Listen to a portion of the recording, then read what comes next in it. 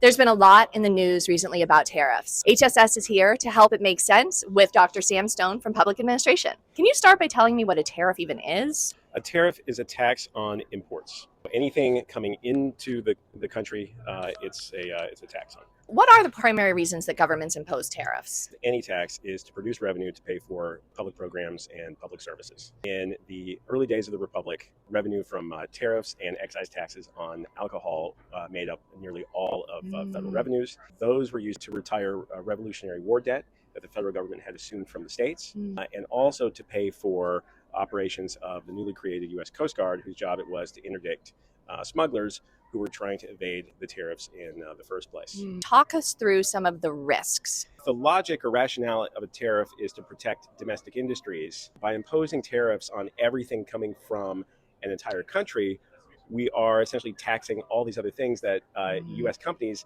might not produce in large quantities or might not produce in the first place. If we're talking about produce, for example, there might be things that we simply just don't grow in the United States and don't have the ability to grow because of our climate. How could businesses adjust? Probably the biggest adjustment that happens is they try to find alternate sources for the materials that they need from countries that don't have the tariffs imposed. Also exploit loopholes in the tariff law.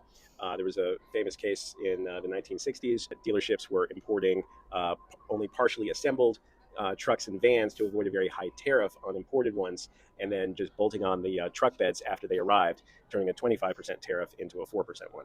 If people want to learn more from you, what do you teach? I teach 2 courses in public finance, Public Budgeting and Finance 1 and Public Budgeting and Finance 2 for our MPA program.